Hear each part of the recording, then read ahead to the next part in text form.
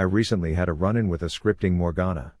You see, my team was getting tied up, bent over and urinated on as is tradition, so I opted into desperately vandalizing a statue to claim some bounty bucks for the boys. But then I need to hit a quick peace outie before the authorities arrive, so I choose bush numero uno to call my cab back to base. Enter the PMS prom queen, who drops a piss puddle with no uncertainty right under my sped feet. You may be asking why I didn't just slap the hoe, considering I had full inventory of cooldowns and I was 2 years older than her, and after watching this back my answer is, I don't know. Probably because I had a bad experience the last time we dated and I knew that her body wasn't the only thing shaped like an hourglass on her. Plus backup was coming, so I opted for an escape instead. Bam, second straight perfect guess. The crowd oohs and ahs as if I'm not being more predictable than the ending to a low-budget rom-com movie on Hallmark. Now I'm scrambling. I know she is just buying time before some 8-eyed Jedi comes violently humming in to dice me up like a tomato as I opt into running away from safety. This bitch! You can tell by my balls yet to have dropped nervous tone that I'm panicking. I know Yi is coming. I have to make a run for it. Backup has arrived and he's now just here to laugh at my demise, as she is literally golden at this point. Bam, flash tell samurai to suckle a teeth combo, get my reset and I'm outie. Omega lol, get cucked you loser. Scripting bridezilla. What's up ADC tanks and cancelable pranks? I'm Rav, I'm not a robot, and today I'm going to reveal an ADC that is actually better off as a tank, and you'll never guess who it is as I keep you in total suspense while telling you that 0% of you are subbed to this channel and subs decrease my depression. Okay, spoiler, it's Ash. Here are the runes, here is the build, and here is the best way to record your clips when you do this.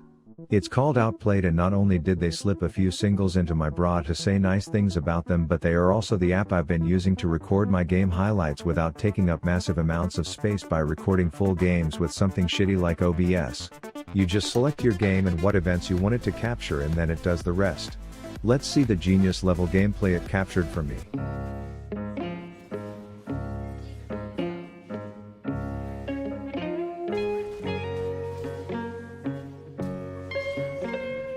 That's a keeper. I'll just simply export that sucker and one touch of a button share it to my Discord so that everyone can know how this Sims literally cucked me. So if you want to be able to record and share all the evidence that your teammates are the ones holding you back, use my link to get Outplayed for free today. Okay, now the first tip to building a champ completely wrong at acting like it works is to confuse the enemy. I typically accomplish this by questioning why I have smite, and if it succeeds they will be too busy to remember the conversation I had with my homie Elon on the Bluebird app about liking to cheddar monkey try bush. So wave goodbye to that arcane character summoner spells, cause you won't be seeing them for a bit. Then when you see your jungler picking herpes out of his anus in river, you ping a ling that sucker to come down, and then you act like you actually believe you'll win this hopeless 2v2. So despite your support being allergic to landing double bombs, there will be a new sheriff in town because the old one just got snowballed and stunned, and now you have enough money to buy 3 long swords, bringing the total count on your body to 4 if you're picking up what I'm putting down. That's a dick joke, and a big one at that. But speaking of big ones, have you seen the size of this ratchet rodeo toddler snowball? Cause it looks like Karma wanted to make sure Caitlyn didn't, and I guess me being under the impression to kill the easy overextended target was wrong, so apologies you accuracy less ass had an RIP to the flash that dis Ash was rocking before. That said, there was so much camping going on you'd think we were on the summit of Brokeback Mountain with our dicks in each other's mouths, and somehow someway my support manages to die every time we get a gank. But it was putting money into my 401k, so what did I care as I see Nunu pulling a no-no, knowing his fatal demise is inevitable and lending the only gesture of support I can in his last days. Dumb bitch. Anyways, the floating clock has opted into taking his circus act suicide show on the road, which means I have to jerk myself off alone. But then I wonder, am I really ever alone when I have the world's biggest arrow that I can randomly shoot out of a bow 1/16 its size? And am I really ever alone when there's a domesticated yeti who can repetitively roll Guinness Book of World Record size snowballs? And the answer is no, I'm not alone. Well, except for literally 15 seconds later when I was alone and died like a damn dolphin in a desert. But not to fear, my second support was here yet again. It was like I was selling cupcakes down here and this dude was EDP 445, and I was all for it as I was thinking of hitting up the local Target after this to buy him a toothbrush and a cum sock to keep at my place. It was also at this moment where I could have sworn I achieved Rift Nirvana when my random ass teammates started giving me kills. That was until I was being tortured in 7 minutes of heaven with Mr. Metallica while the Zill Pickle was peacefully outside ulting himself. But I was still fed and had enough armor to entertain silly attempts at my life, knowing all well that 2 Chainz and his little bondage boy routine would come in to save the day. A successful bait that I found quite funny, but you know what was even funnier? The fact that Mordekaiser could 1v my entire team's extended family while they were suggesting that we just don't do damage, and I was all like, hey, don't look at me.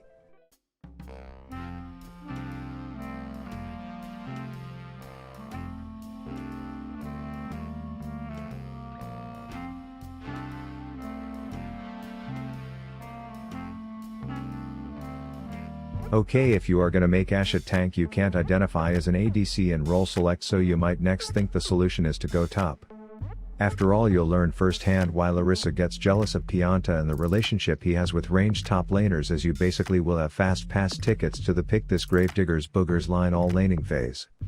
But here's the thing, you have a second straight Nunu on your team. This one is dressed like a dunce and willing to make suspicious sacrifices for Scuttle Crab, which makes you worry.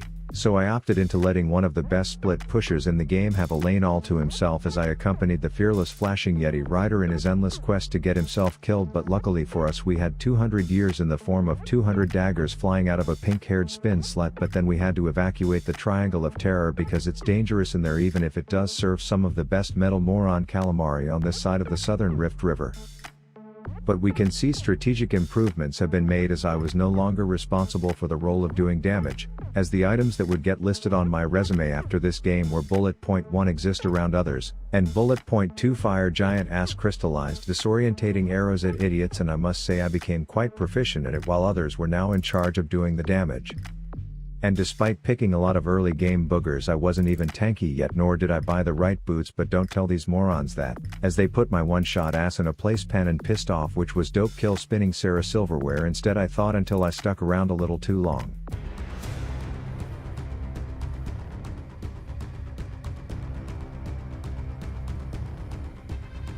Ha ha ha ha, imagine playing a champ with an ult that's a skill shot and not even being able to land it. I tell you, I pity the subclass of turbo virgins that play this. Fast forward, I bought a bit of health in the form of the item that looks like a bloody hemorrhoid, and I would use that 400 health to enter beauty pageants as mispositioned before flashing out and letting a champ whose kit and scaling ratios were designed while under the effects of hard cocaine finish the fights.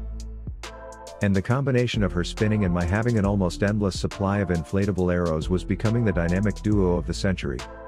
Wow, who pissed in your Cheerios this morning, bro? Now I know there's gonna be haters saying, oh Rav, you just got carried, but let me ask you this: when she was butt-ass naked and more outnumbered than a young Riley Reid on a casting couch, who made sure that lanky Lucifer received his restraining order just before his floating ass put her back in fountain? And I do have to give credit to Riot's game design for taking care of the rest, as this summed up my experience as top tank Ashe, leaving me with a KDA that made me feel like I should just be a support at this point. This felt much nicer right away because I didn't have to worry about attacking those wizard midgets at the right time, and I could focus on exploiting the fact that the enemy team had the stupid ass Zillion, so I kept him chilled, then Flash lit his floating ass on fire and waited to hear my name.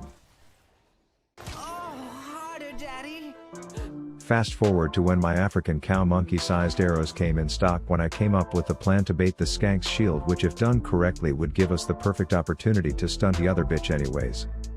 It was the perfect plan. Then there was a history in the making where the Animal Kingdom food chain would be defied as the first monkey to kill a dragon was at stake, so you can be damn sure I was going to defend against anything stopping it, which long story short involved me busting a nut into a condom and then chasing deep into danger, where I was eventually reunited with the chick who brought the rubber earlier. My strategy then boiled down to setting up slaughters by hitting people with missed ults, then waiting for them to get all Romeo and Juliet dramatic and then killing them again. Outplayed bitch, totally didn't die there. After another unrelated death though, my ungrateful ADC demanded I get anti-heal, but I'm a tank so bramble it was. She was not supportive of that decision, and this is where the stereotypical League personalities started coming out. The windshitter was 65 turrets deep, recklessly flying around with no sense of direction, like a balloon with a hole in it, and this gave Garen the opportunity to put on his Flanky Frankie costume and absolutely slap the shit out of the caffeine addicted albino, who then blamed her death on my choice of anti-heal even though the RAV review reveals that the motherfucker in question was under the effect of grievous wounds during the entire duration of her dumbass's death sequence, and I think it's time we stop blaming me for things when everyone knows my gameplay is flawless. And I have a feeling that some people may say I clickbaited by claiming Ashe is an OP tank, but I want you all to know that after all my sacrificial actions in these games I can confidently say I literally have never lost a ranked game with this build. Just an absolute shit ton of normal ones. Ta-ta now hoes, piss on my subscribe button. Ravi boy outing. Fuck with Ravi boy, I'm in your crib with the blappy boy, talk to me slick and I'm popping your pappy. If happy talk back then I'm taking your Grammy and boy oh boy I'll make her happy. Let's go.